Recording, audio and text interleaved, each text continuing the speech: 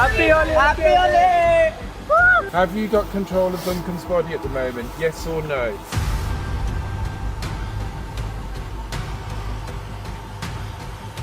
Hello? You're the person in the...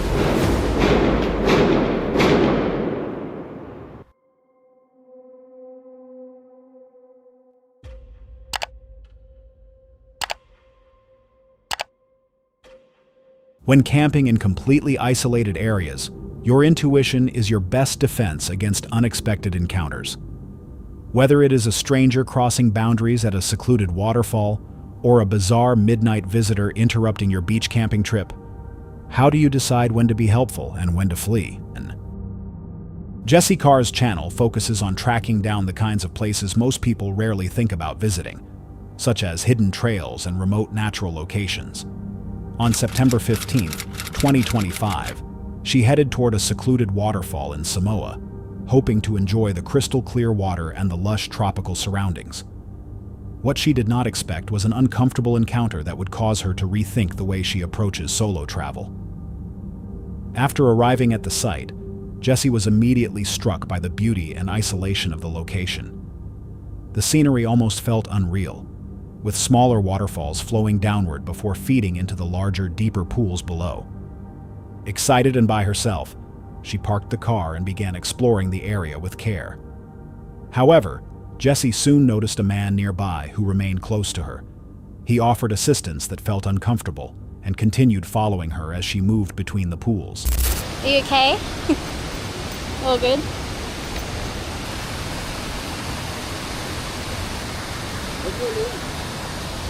Jessie.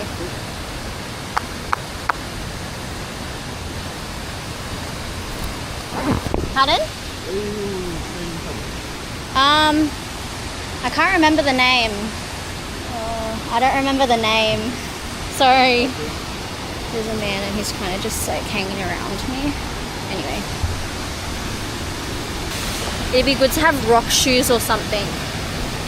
I feel like that man was like waiting for me to hop in so he could hop in or something. I don't know why. At first, his presence appeared harmless, almost courteous, but it did not take long before she realized that the attention made her uneasy.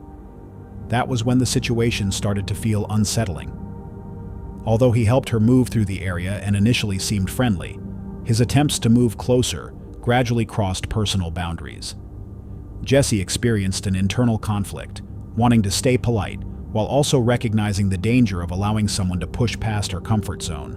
Before long, the situation escalated further. Because I just want to be like by myself, with no men around, preferably. Okay, oh my gosh! Oh my gosh! You scared me! Pardon? Cold, yeah. I'm 25.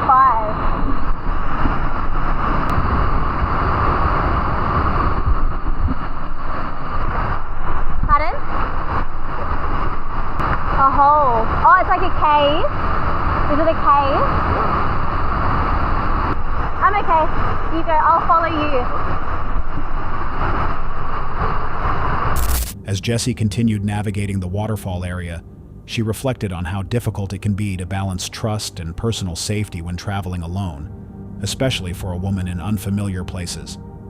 Even though the man helped her take photos, Jessie increasingly felt the need to establish clear boundaries, realizing that kindness or politeness should never take priority over personal safety. Despite everything that happened, Jessie still could not deny how beautiful the waterfall was, or how peaceful those first few minutes had felt.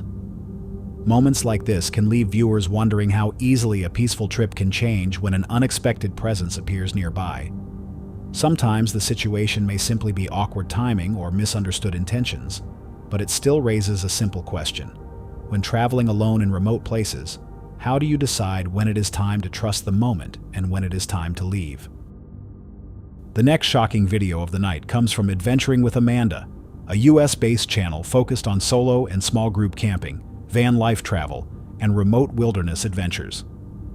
It is January 21st, 2026 at American Girl Mine, BLM land on the Arizona-California border near Yuma, United States. The group is settling into their remote desert campsite. The landscape is wide and quiet, typical of Bureau of Land Management land in the region, with very few people around. Around 7 a.m., shouting is suddenly heard somewhere nearby. The campers immediately recognize the voice as belonging to a man who had already approached their camp once earlier in the week. Realizing this is the second encounter in just a few days raises concern. The group becomes alert and begins preparing for what could become an uncomfortable situation. I don't have a life! I cannot love! I have no purpose! Kill me! I cannot love! Did you make the call, Dan? Huh? Oh, I thought he said you were calling. Huh? Here. I I've got him. I can't call because I got him on here. Can you call the authorities? Moments later, the man appears at the campsite.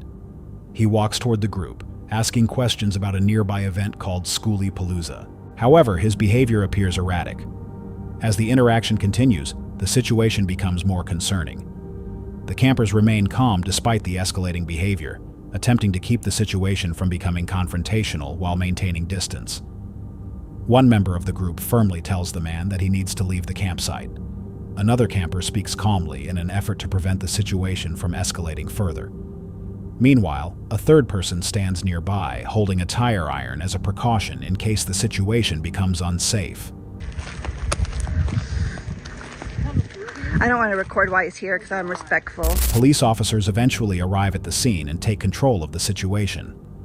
They remove the man from the campsite and speak with the campers about safety concerns in the surrounding desert area. According to the video, the officers warn that isolated locations like this can attract unpredictable encounters and emphasize the importance of being prepared when camping remotely. The experience highlights the importance of awareness, preparation, and teamwork when exploring isolated places where help may not always be immediately available. How do you decide when a situation is just unusual and when it may become something more serious? Sky Robbie had created her channel around learning about local culture and visiting places that most people rarely explore. But during a colorful spring celebration in Varanasi, India, on September 13, 2020, one of the happiest days of her journey slowly changed into one of the most disturbing moments she had ever experienced as a solo female traveler. She began the morning excited to take part in Holi, the festival of colors. Families, children, and groups of friends filled the narrow alleys, covering each other's faces with colored powder and celebrating together. Surrounded by both travelers and locals, she felt welcomed into the excitement of the day, laughing as strangers lightly placed pink and yellow powder onto her cheeks. It felt chaotic in the best possible way. As the celebration became louder, she and her friends moved deeper into the city, walking through crowded streets where hundreds of people gathered to dance and throw colors. It was overwhelming but beautiful. However, the larger the crowds became, the less control there was over what was happening around her.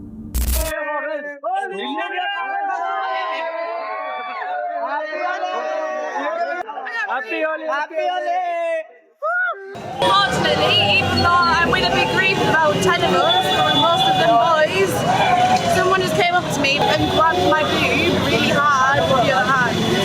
It's not about being told to stay indoors and that I should listen. I'm with a big group of foreigners. I should be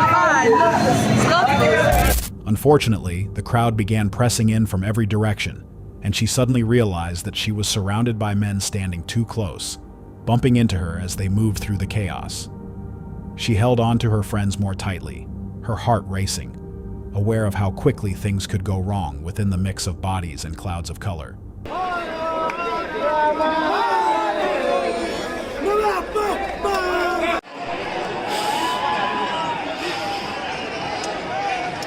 Although she did not want to speak negatively about any country or culture, the incident left a lasting impact on her. She had always believed in experiencing places through openness and trust. Moments like this remind travelers that crowded festivals can quickly become unpredictable. For female travelers especially, personal safety can sometimes become a real concern in large, uncontrolled crowds. It raises a simple question. How can women traveling alone protect themselves while still experiencing these cultural celebrations? The next disturbing video of the night comes from Overland Nomad, a US-based overland and off-road adventure channel that documents vehicle-based travel, remote camping, and wilderness exploration. It is February 24th, 2026 at South Padre Island, Texas, United States. Take a break from work, from daily life, and come out here in the wilderness and sit by the fire. I think all of us need a little reset every so often, doesn't matter who, everyone needs one. It's important. David settles into his beach campsite after completing preparations for the evening, with his dog Piper nearby. He begins cooking fajitas and sets up lights around the campsite. The beach is mostly empty, and a few distant fishermen can be seen farther down the shoreline. Otherwise, the surroundings feel calm and isolated. The wind, which had been stronger earlier, begins to ease. Cooking, and I was just having to stare through the window, and I see a light like coming up, like someone walking. And yeah, it was a lady. I saw there was a car that went up to the East Cut, and I do know that there's one car out there. I could see its lights, and I guess they're stuck. I would love to help, but I'm by myself. There's no one out here, and I don't know if it's a trap. While preparing dinner, David notices a light slowly moving across the beach toward his camp. As the figure comes closer, he realizes it is a woman whose vehicle has become stuck in the sand nearby. She describes the situation but responds strangely when he offers help. Even when David offers the use of his phone and other assistance, she refuses. Her behavior makes him uneasy. Being alone in a remote location with very little nearby help changes the tone of the encounter. Trusting his instincts, David begins preparing to leave the campsite. I was thinking about just camping a few miles south. She's like, I don't know how you're gonna go to sleep. I called 911. I called the county just to report it. And then I told them my predicament, and the guy was like, oh yeah, that sounds super sketchy. I'd probably leave. After securing his equipment and packing his gear, David contacts local authorities to report the situation. However, he is told that no immediate assistance can be sent to the location. The lack of nearby support reinforces his decision to leave rather than remain in the area. Even when the natural surroundings seem peaceful, unexpected human interactions can quickly change the situation.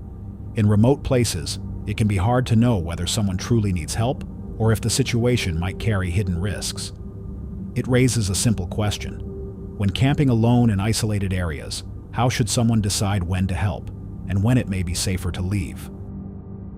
This footage comes from 2 Seats Forward, a UK-based lifestyle and adventure channel that combines van life, wild camping, and social outdoor exploration. It is November 30th, 2025 at Cannock Chase and White Ladies Priory in the United Kingdom. You're a bit scared? Give us a light. I'm trying to put the big one on. Are you scared? It's scary. Are you a little bit? Okay.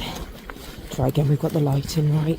Paul just nearly fell down the bank. We've got a few people behind us. You can't see it over there, but that is Castle Ring. The group walks through the forest toward Castle Ring, an area within Cannock Chase known for its folklore and paranormal reputation. The woods are almost completely dark, with only narrow beams from flashlights lighting the ground and nearby trees. As they move along the trail, the isolation of the woodland becomes more noticeable. At night, the area is known for reports of unusual sightings and unexplained activity.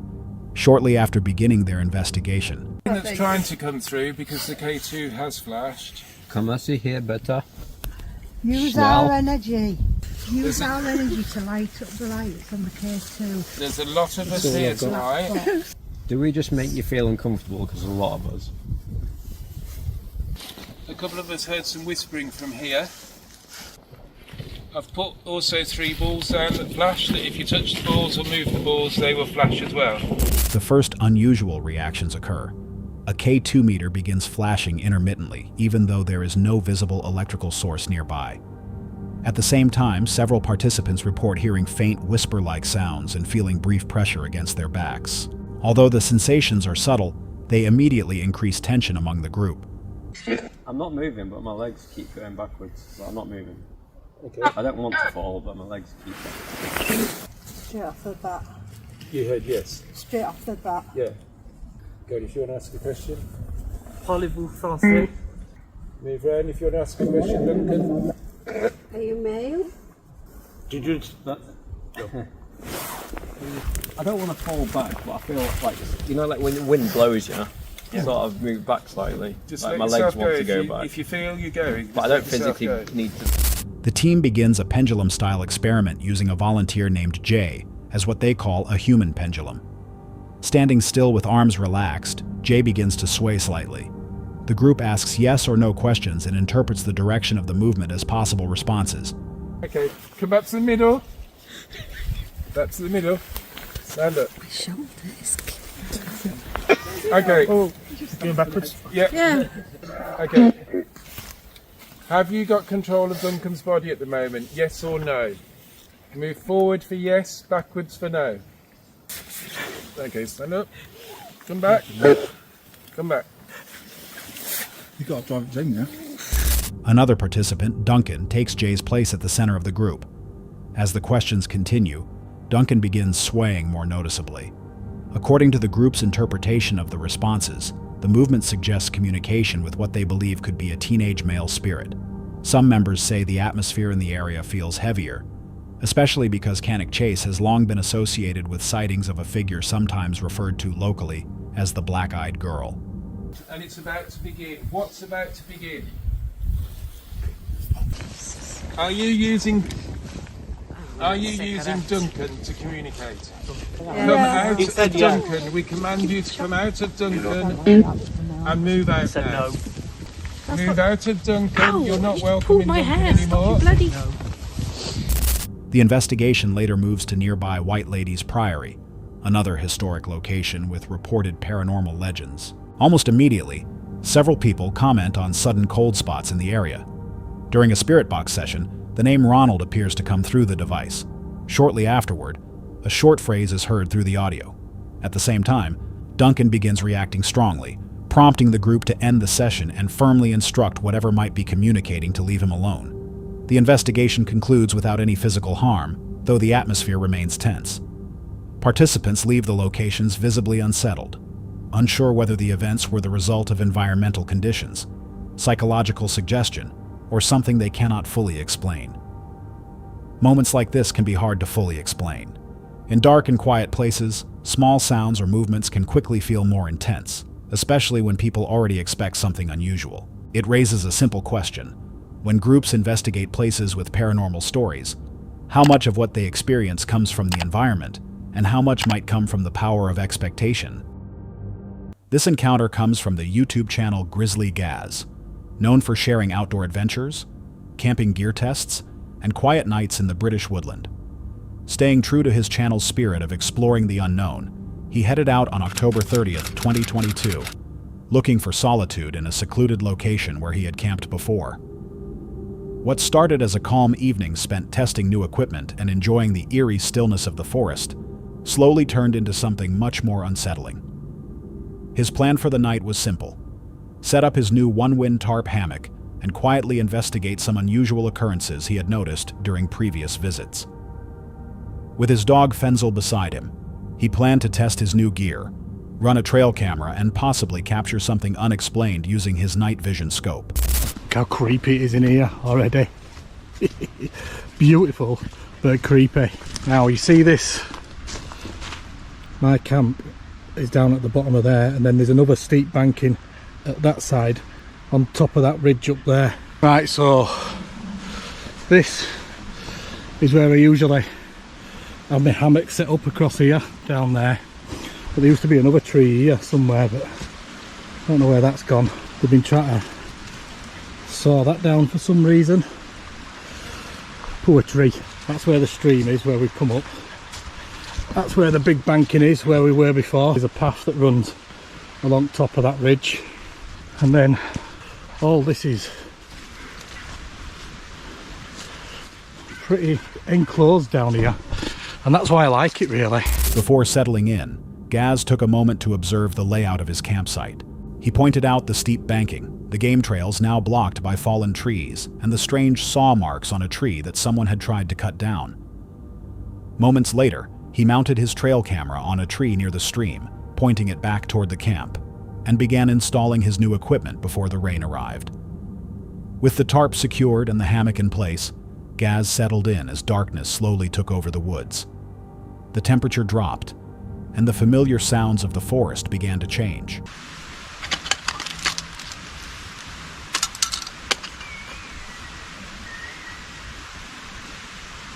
What the fuck?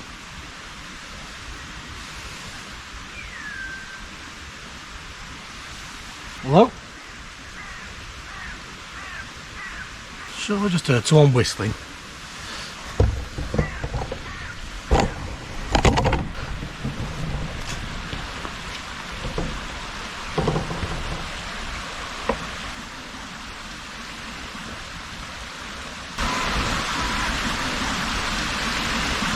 Hello? Fucking birds are going nuts again. At least it's not them blackbirds that are going nuts this time. As Gaz sat quietly in the dark, trying not to use too much light, the silence was suddenly broken as birds began calling loudly and aggressively. Then a whistle drifted through the forest, sharp, thin, and rising and falling in a rhythm that did not match the wind or the nearby stream. Gaz scanned the darkness and called out, but was met only with silence. He stood completely still, focusing carefully as he tried to identify the source. Seconds later, the atmosphere shifted again, growing heavier and far more unsettling. Sure, I've just heard someone coughing. Let me turn these lights off. And that's how dark it is. Down here. Pitch black. Crows are going nuts again. Don't really want to use much light because I don't want people to know that I'm here, because you can see when there's light down here. One at times that I were here, I had a fire down here and then I went for a wander up there. You're going to be able to see lights and stuff down here. What year is it, Amber? What year is it, Amber? Hello? Is there anyone here? Hello?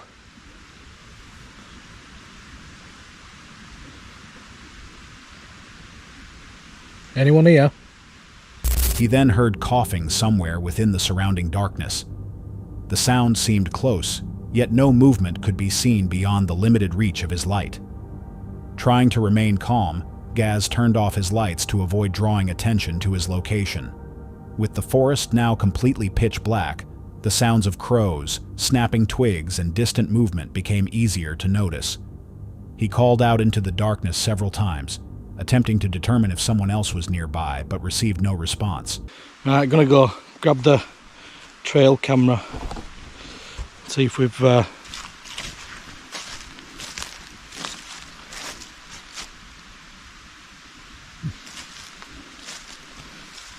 with that tree. Is that it there?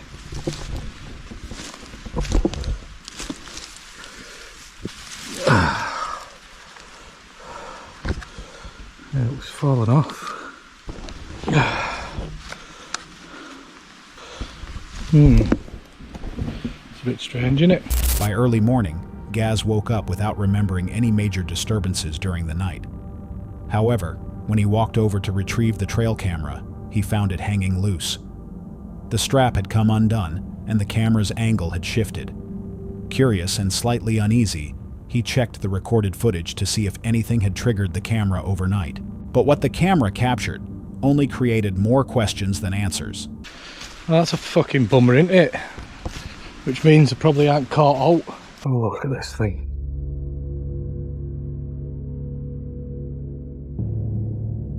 Oh, fuck. Oh, that's creepy. Someone crouching down in front of the camera.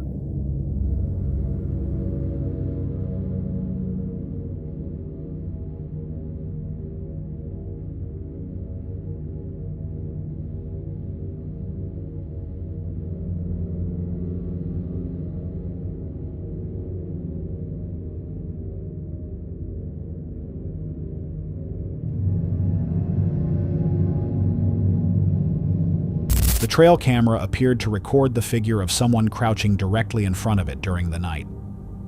The shape was difficult to identify clearly, but the posture and the close distance suggested it was not wildlife. Disturbed by what he saw, Gaz quickly packed up his equipment and prepared to leave the forest. He felt unsettled by the possibility that someone, or something, had been moving through the area while he was asleep. In dark forests, small sounds can quickly feel more intense when someone is alone and alert. But the camera still leaves one simple question. If someone really approached the trail camera that night, who was moving through the woods while Gaz was sleeping? The chilling video comes from Romany Pirates, a UK-based van life and travel channel that documents camper van adventures, boat projects, and nature escapes across the United Kingdom. It is August 1st, 2023, in the Peak District National Park, United Kingdom. After a long day of traveling, the couple finds a quiet place to park their camper van for the night. The area feels peaceful, surrounded by open countryside typical of the Peak District. They begin settling in for the evening by preparing food and making hot drinks. Their dog Daisy relaxes inside the van but remains alert to the surroundings outside. But I don't want to get outside because I don't know what I'm walking into. I've had to feed Daisy 5 sausages already because there's so much shit noise. So I'm just trying to keep her as quiet as I possibly can do. I feel like summer feels really. I don't like the feeling. I'll be alright. I'll drive off. Lunch.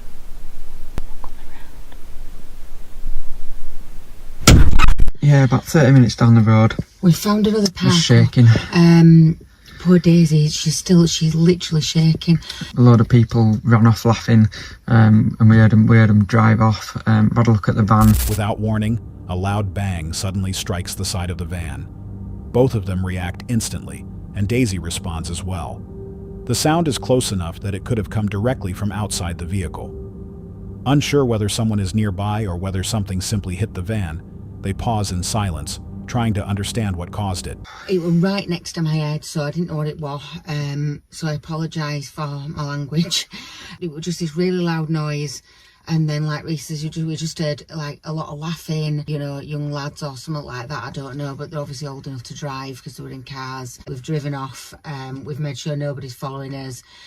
We've come to a place that's on Park for Night because we didn't pick the last place from Park for Night. Didn't even know where we were really. And we do that sometimes. We've done that regularly. We do it sometimes. Rather than risk remaining in the same place, they decide to move the van to another location. Daisy remains uneasy as they drive away, and the couple reassures both her and themselves that relocating is the safest choice for the night. The daylight now in this beautiful park up that we've got. They've thrown an egg at the van. They obviously get people parking up there regularly, otherwise I'm presuming they wouldn't have had eggs on them. Like I said last night, they've done it because they've thought it's funny, Yeah. It's a laugh in it to them. Because this is at home, and it's like somebody coming round you feel attacked, like somebody's attacking your home at that point. If you're watching this and you've ever done out like that, don't do it because it's not Stop nice. it. So it's just an egg on the side of the van. After the unexpected disturbance, the couple continues their journey through the Peak District. They spend time walking along misty trails, enjoying the scenery and watching local wildlife. They also attempt to visit the area's well-known mermaid pool, a location connected to local folklore. However, they are unable to reach it during this trip. Despite the scare, the experience becomes another reminder of the unpredictable moments that can occur during overnight van life. The video ends on a positive note, emphasizing resilience, caution when staying in remote places, and the continued enjoyment of exploring the outdoors. How can van life travelers know when something is harmless and when it might be safer to move on? The next video comes from Chelsea Maxine, a travel and survival-style vlogging channel focused on first-person solo adventures. Her videos often show the realities of traveling alone through unfamiliar places, capturing genuine reactions to isolation, unexpected encounters, and tense moments on the road. It is November 18th, 2021, on remote rural roads in the United States. A sign, and this is why I got off on this exit to get gas. I saw a sign that said campground. What if we go and stay at a campground tonight? I did think of it as a nice place to sleep tonight. It's safe, secure for our first night out. As evening approaches, Chelsea continues driving through sparsely populated countryside. The roads are long, dark, and mostly empty, increasing the sense of isolation.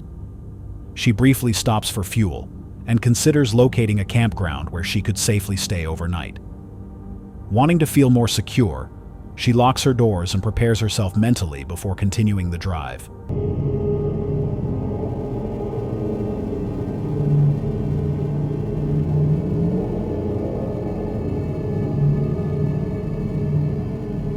There was no one there. Like, there was no cars in the parking lot. I don't know. And then I started hearing noises inside my car. I didn't get out of the car, but there's noises in the car. Continuing down the road, she briefly pulls over near a small, isolated church. A nearby house suddenly has its lights turn on. Shortly after she stops, the timing makes her feel as though someone may have noticed her presence. Rather than remain in the area, she quickly decides to keep driving to avoid drawing attention to herself. You guys, he's right there again. The same freaking truck. At least he's kind of backing off now. I don't know, he's still really close, and I just really don't like it. And I don't like that he was pulled over. Further along the route, a large truck begins following closely behind her vehicle. The truck stays extremely close on the narrow, dark road, creating a tense situation as she tries to maintain distance. She briefly pulls over to allow the vehicle to pass. However, the encounter continues long enough to make the drive feel increasingly stressful.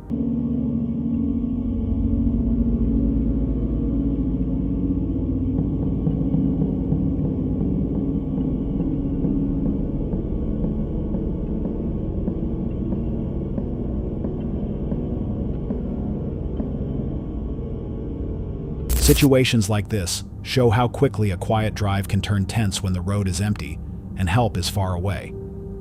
Sometimes it may only be coincidence or another driver on the same route. But moments like this raise a simple question.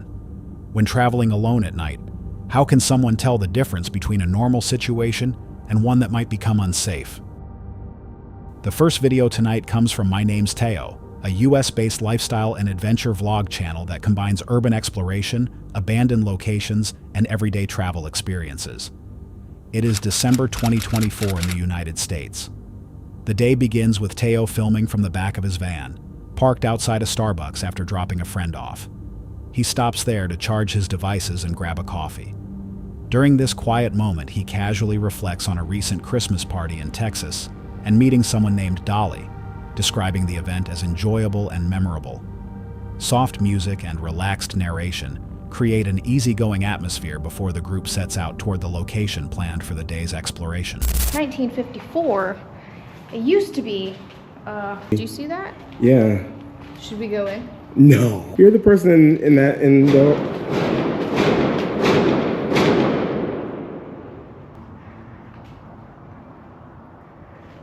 Okay, let's get out of here. Soon afterward, the group arrives at an abandoned incinerator building. From the outside, the structure appears heavily deteriorated. Rusted metal, broken concrete, and dark openings throughout the building make it difficult to see inside. Nervous laughter begins as they approach the entrance, discussing whether going inside is actually a good idea. Oh, wow. You want me to show the people? Yeah. All right, let's go. That's pretty scary.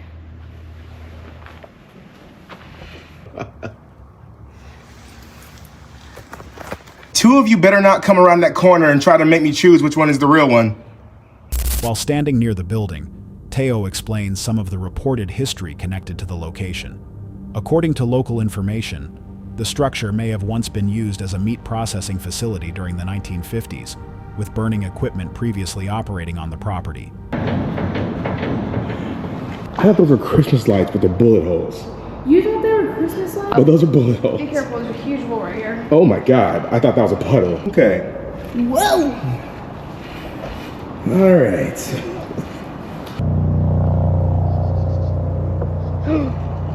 Whoa! Wow. Did it feel like super stable or? No. Oh, this whole time we've been... I was trying to get a thumbnail. They continue exploring the surrounding area, climbing to higher vantage points in order to photograph the abandoned facility. The ground is muddy and slippery, and several parts of the structure appear unstable. Bullet holes and damaged surfaces suggest that the site has likely been abandoned for a long time. After leaving the abandoned site, the tone of the video changes completely. Teo later visits a neighborhood known for elaborate synchronized Christmas light displays. Streets glow with colorful decorations and music, creating a festive holiday atmosphere. He reflects on childhood memories of seeing Christmas lights with family, contrasting the eerie, abandoned structure earlier in the day with the warmth and nostalgia of the holiday display. The video ends on a lighter note, turning what began as a tense exploration into a festive and memorable winter evening. It leaves a simple question behind. When exploring abandoned places, is the tension really in the location itself or in the way we experience it? That's all for tonight's video. Which encounter gave you chills? Let us know in the comments below. Got your own experience? We want to hear it. And whatever you do, don't miss what's coming next.